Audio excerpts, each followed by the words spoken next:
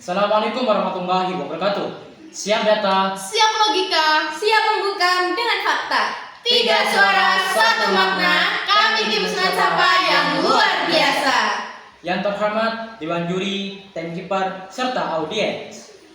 Sebelum masuk pada perdebatan mosi hari ini, izinkan kami dari tim Luminax Sport untuk memperkenalkan diri. Nama saya Muhammad Firmansyah Yulianto sebagai pembicara pertama. Di sebelah saya Saya Amilatus Solehat sebagai pembicara kedua dari tim pro, dan di sebelah saya Indika Yusianggraini selaku pembicara ketiga dari tim pro. sekian dari perkenalan kami. Terima kasih. Wassalamualaikum warahmatullahi wabarakatuh. Assalamualaikum warahmatullahi wabarakatuh. Yang terhormat Dewan Juri, moderator, serta tim kiper. Sebelum masuk pada perdebatan mosi hari ini, izinkan saya untuk membacakan mosi pada hari ini. Dewan ini percaya bahwa sastra yang lahir dari penderitaan lebih jujur daripada sastra yang lahir dari kenyamanan. Sebelum masuk ke argumen, izinkan saya untuk membacakan definisi. Agar tidak terjadi kesalahpahaman, mari kita sepakati definisi. Yang kami maksud dengan sastra yang lahir dari penderitaan adalah karya yang tumbuh dari pengalaman traumatis, kesedihan yang mendalam, atau perjuangan hidup yang berat. Sebaliknya, sastra yang lahir dari kenyamanan adalah karya yang menggambarkan pengalaman yang menyenangkan, positif, atau mudah, tanpa melibatkan emosi yang kompleks atau refleksi yang signifikan. Kami tidak mengatakan bahwa sastra kenyamanan tidak berharga, tetapi kami berpendapat bahwa kejujuran terbatas.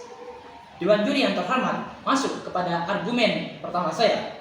Ke dalam emosi yang tak tertandingi, penderitaan adalah guru terbaik dalam mengenali emosi terdalam manusia.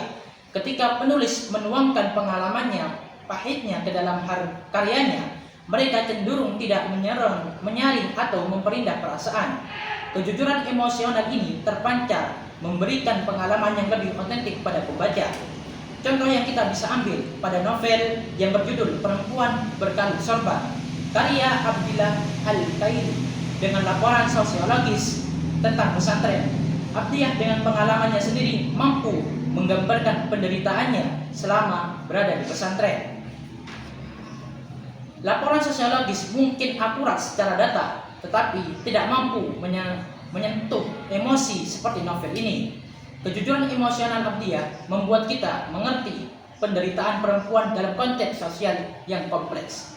Dewan Juri yang terhormat, masuk ke argumen kedua kami.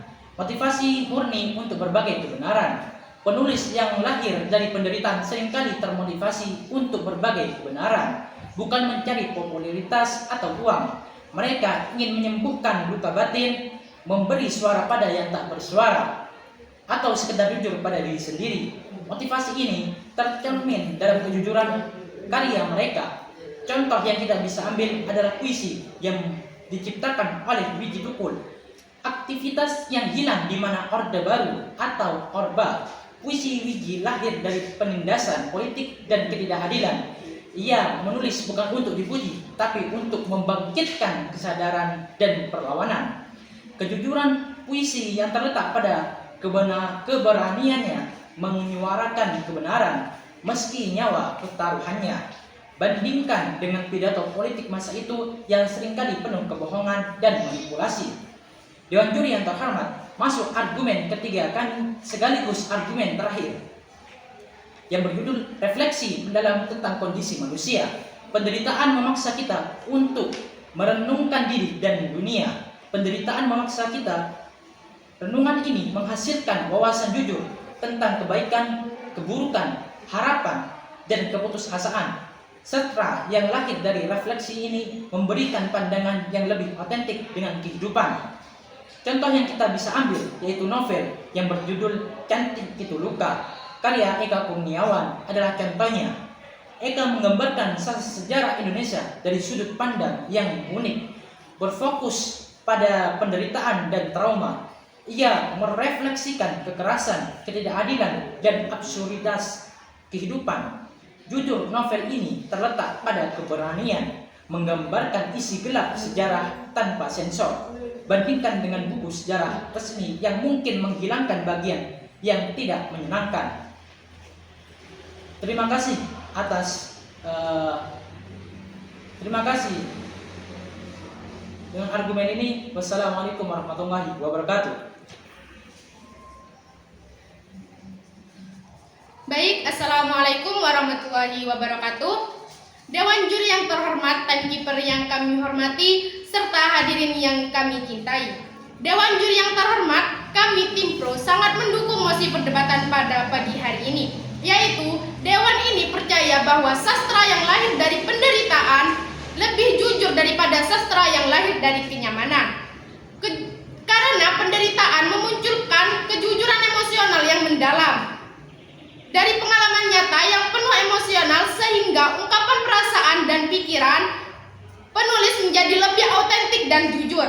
Tidak dibuat-buat. Sastra dari penderitaan adalah bentuk pelampiasan dan penyembuhan penulis yang menulis dari penderitaan, menggunakan sastra sebagai medium untuk melepaskan rasa sakit dan trauma karena bertujuan penyembuhan. Tulisan cenderung tulus dan bebas dari manipulasi. Dewan juri yang terhormat, masuk kepada argumen pertama saya, yaitu penderitaan mendorong kejujuran emosional. Ketika seseorang mengalami penderitaan, entah karena kehilangan tekanan hidup, ketidakadilan, atau trauma, mereka tidak lagi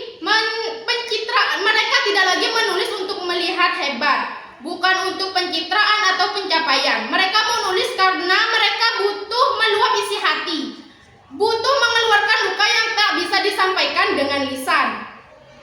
Dan dalam kondisi itulah kejujuran emosional muncul secara alami. Seseorang yang berbeda dalam kondisi menderita tidak punya alasan untuk berpura-pura. Ia tidak sedang mencari validasi, tidak sedang berlomba dengan siapapun, karena itu kata-kata yang tertulis keluar langsung dari hati nuraninya, tanpa lapisan pencitraan. Salah satu contoh yaitu di sekolah saya ada seorang siswa kelas 11 yang baru saja kehilangan ayahnya. Ia bukan siswa aktif menulis selama ini, tapi setelah peristiwa itu ia menulis puisi setiap hari. Puisi sederhana, tapi saat dibaca semua orang terdiam. Satu puisinya berjudul "Bapak Pergi Tapi Tidak Pulang-Pulang", menceritakan rasa rindu yang tidak bisa dituntaskan.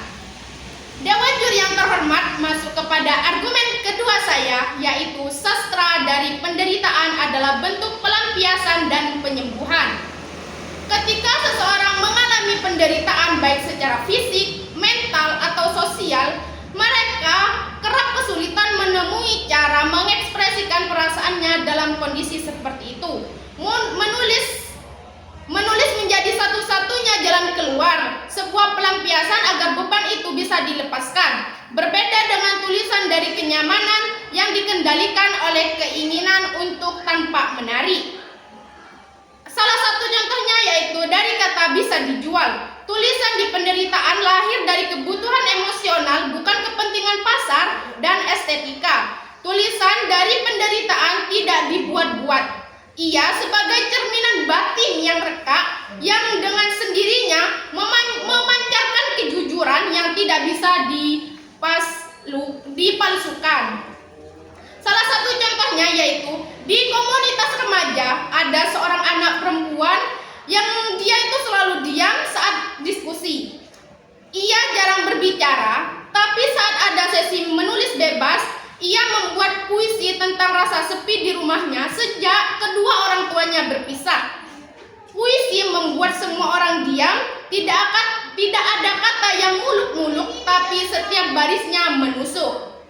Dewan juri yang terhormat, saya akan masuk kepada argumen ketiga saya, yaitu penderitaan membuat penulis lebih peka terhadap realitas.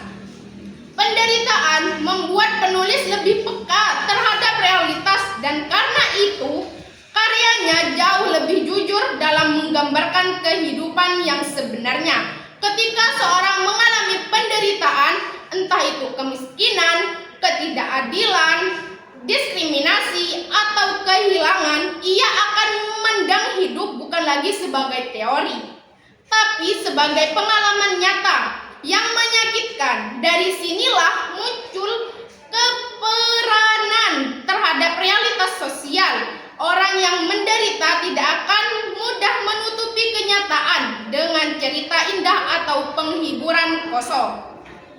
Justru mereka akan menulis dengan mata terbuka dan hati yang sadar tentang betapa kerasnya hidup. Inilah yang membuat karya mereka terasa lebih jujur dan relevan. Salah satu contohnya yaitu pekerja formal seperti ojek online, buruh atau petani kecil yang menulis pengalaman mereka sering menggambarkan kenyataan hidup yang tidak diketahui oleh kelas menengah atas. Mereka jujur karena tidak menulis untuk gaya, tapi untuk menceritakan hidup yang sebenarnya. Kami tegaskan kembali dengan adanya argumen saya yang tadi, yaitu sastra dari penderitaan adalah bentuk pelampiasan dan penyembuhan, dan karena itu ia hadir tanpa topeng, tanpa niat pencitraan, dan tanpa kebutuhan untuk tampil sempurna. Kejujuran itu bukan sesuatu yang bisa direkayasa, dan sesuatu yang bisa direkayasa dan penderitaanlah yang justru mendorongnya keluar ke permukaan. Oleh karena itu, kami dari tim Pro tetap memegang teguh posisi kami bahwa sastra dari penderitaan memang lebih jujur daripada sastra dari kenyamanan. Sekian, terima kasih. Wassalamualaikum warahmatullahi wabarakatuh. Baik, Assalamualaikum warahmatullahi wabarakatuh. Salam sejahtera untuk kita semua. Yang saya hormati Dewan Juri dan yang saya hormati Tanti peserta moderator. Saya sebagai pembicara ketiga dari tim Pro akan menegaskan kembali sekaligus memperkuat seluruh argumen pembicara pertama dan pembicara kedua dari tim Pro, bahwa sastra yang lahir dari penderitaan jauh lebih bermakna, lebih jujur dan lebih menyentuh hati manusia dibandingkan sastra yang lahir dari kenyamanan. Pembicara pertama kami mengatakan kedalaman emosi yang tak tertandingi. Kedalaman emosi yang tak tertandingi bisa dibuat-buat. Seseorang yang sedang bahagia bisa menulis kata indah, tetapi seseorang yang sedang berderita menulis dari hatinya yang paling dalam. Itulah mengapa karya penderitaan lebih hidup, lebih jujur dan lebih menyentuh. Faktanya, ketika teman sekelasmu patah hati karena ditinggalkan seseorang yang ia sayangi, ia menulis puisi dengan kata-kata yang sederhana seperti, "Aku belajar tertawa di tengah luka."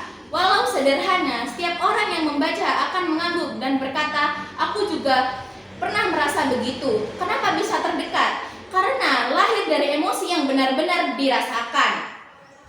Sementara itu, kalau seseorang menulis puisi cinta hanya karena ingin terlihat keren di depan kelas, hasilnya memang indah tapi dingin, tidak meninggalkan kesan. Motivasi murni untuk berbagai kebenaran. Ketika seseorang menderita, ia tidak menulis demi pujian. Ia menulis karena ingin didengar dan ingin menyampaikan pesan dari hidupnya yang sesak. Faktanya, banyak sekali siswa yang merasa tertekan karena nilai-nilainya turun. Mereka biasa menulis curahan hatinya di buku catatan seperti, "Aku sudah berusaha, tapi hasilnya belum terlihat. Mungkin aku harus sabar." Kalimat itu bukan untuk gaya-gayaan. Ia menulis karena ingin menenangkan dirinya sendiri dan ingin orang lain tahu bahwa kegagalan bukanlah akhir. Anak yang melihat orang tuanya bekerja keras setiap hari mungkin menulis cerita tentang perjuangan ibunya. Ia tidak membuat karangan untuk tugas, tapi sedang berbagi kenyataan hidup yang ia saksikan. Tulisan dari penderitaan bukan sekedar cerita, tetapi juga bentuk kejujuran dan pembelajaran, dan juga refleksi mendalam tentang kondisi manusia. Penderitaan mengajarkan seseorang berpikir lebih dalam. Ia belajar tentang kehilangan, harapan, perjuangan, dan arti sabar. Banyak siswa yang setelah gagal lomba, kehilangan sahabat, atau mengalami penolakan, mulai menulis kisah refleksi di jurnal pribadi mereka. Mereka menulis hal-hal seperti, "Mungkin aku gagal hari ini, tapi aku belajar untuk tidak menyerah." Tulisan sederhana seperti itu menunjukkan kematangan berpikir dan pemahaman tentang kehidupan yang hanya bisa muncul dari pengalaman sulit. Penderitaan mengajarkan makna, sedangkan kenyamanan hanya memberikan rasa aman. Lalu seorang sastrawan justru mampu menghasilkan karya yang lebih dalam dan bermakna. Ketika ia sedang berada dalam dan bermakna, ketika ia sedang berada dalam pergaulan, bahkan atau pertentangan dalam jiwanya. Hal itu karena menimbulkan emosi yang kuat, seperti sedih, marah, rindu, atau kecewa, yang kemudian memunculkan kepekaan rasa dan ketajaman berpikir. Saat emosi dan pikiran berpadu, pemilihan kata menjadi lebih hidup, jujur, dan menyentuh pembaca. Dan pembicara kedua kami mengatakan penderitaan mendorong kejujuran emosional. Ketika seseorang menderita, ia tidak mampu berpura-pura. Tulisan yang ia buat bukan hasil rekayasa, melainkan cerminan dari luka yang ia rasakan. Contohnya, seseorang siswa yang dikucilkan oleh teman-temannya menulis diari setiap malam. Tulisannya jujur tentang perasaan, kesepian, tentang keinginan untuk dimengerti. Ia tidak mencari like, tidak haus validasi, dan tidak mencari pujian. Ia hanya ingin menyalurkan rasa sakitnya, tapi anehnya tulisan-tulisan seperti itu seringkali lebih menyentuh dan lebih banyak dimengerti orang lain dibanding tulisan bahagia yang dibuat hanya untuk terlihat baik-baik saja. Inilah kekuatan penderitaan. Ia mengajarkan kejujuran hati. Sastra penderitaan adalah bentuk pelampiasan dan penyembuhan. Menulis bisa jadi tempat pelajaran yang aman bagi seseorang yang sedang terluka. Saat seseorang menulis tentang kesedihannya, sebenarnya ia sedang menyembuhkan diri. Siswa yang stres karena tugas sekolah atau konflik pertemanan sering menulis di jurnal pribadi, membuat puisi di not HP-nya. Setelah menulis, ia merasa lebih ringan, lebih lega, dan siap menghadapi hari baru. Artinya, penderitaan tidak hanya menghasilkan karya, tapi juga menyembuhkan penulisnya. Penderitaan membuat penulis lebih peka terhadap realita. Orang yang pernah merasakan susah biasanya lebih peduli pada orang lain. Contohnya, seorang anak yang hidup dalam keluarga sederhana lebih mudah memahami arti perjuangan. Karena menulis cerita tentang keluarga miskin yang tetap bahagia, tulisannya terasa jujur dan menyentuh. Beda halnya dengan seseorang yang hidup selalu mudah, ia bisa menulis kisah bahagia, tetapi seringkali tanpa makna. Dari penderitaan tumbuh empati, dari empati lahirlah sastra yang bermakna. Dari semua argumen kami jelas bahwa penderitaan bukan hanya sumber inspirasi, tetapi juga cerminan kemanusiaan. Dari penderitaan lahirlah kejujuran, dan dari kejujuran lahir empati. Dari empati lahir karya sastra yang benar-benar menyentuh dan bermakna. Sementara kenyamanan hanya menghasilkan kata-kata yang indah di luar tapi hampa di dalam. Sastra dari penderitaan mungkin lahir dari air mata, tapi justru air mata itulah yang membuat kata-kata menjadi hidup. Ia bukan sekedar tulisan, ia adalah bukti bahwa manusia masih punya hati. Jadi, kami Timpro menegaskan kembali, sastra yang lahir dari penderitaan lebih bermakna karena di dalamnya ada kejujuran, kesadaran, kekuatan jiwa yang tidak dimiliki oleh kenyamanan. Kenyamanan bisa menenangkan, tapi penderitaanlah yang membuat seseorang benar-benar hidup, dan di kehidupan itulah lahir karya sastra sejati. Sekian dari saya, terima kasih. Wassalamualaikum warahmatullahi wabarakatuh. Assalamualaikum warahmatullahi wabarakatuh. Yang terhormat Dewan Juri yang arif dan bijaksana, timekeeper yang kami hormati, serta hadirin sekalian yang kami banggakan. Setelah mendengar dengan seksama seluruh rangkaian argumen yang telah kami sampaikan, Timpro dengan penuh keyakinan berdiri di depan hadapan Anda untuk menegaskan kembali mengapa tim kami layak menang. Sastra yang lahir dari penderitaan bukan hanya sebuah karya, melainkan cerminan terdalam dari jiwa manusia. Penderitaan melahirkan kejujuran, emosional, refleksi yang mendalam, dan sensitivitas terhadap realitas kehidupan. Ketika seseorang mengalami konflik batin, luka, atau kesedihan, proses kreatif yang muncul justru menjadi lebih kuat, autentik, dan menyentuh hati. Inilah yang membuat karya sastra dari penderitaan memiliki daya tarik yang unik dan kekuatan untuk mengunggah keberadaan pembaca.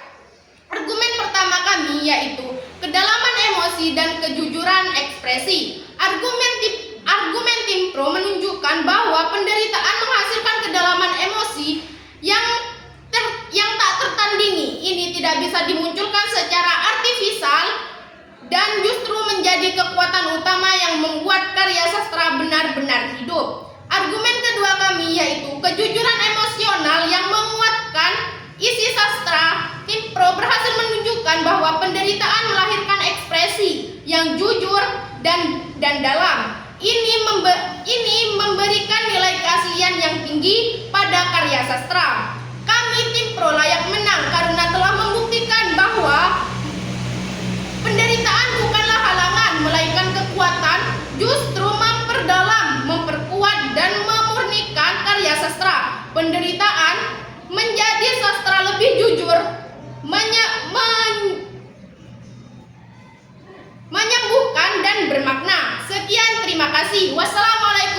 warahmatullahi wabarakatuh.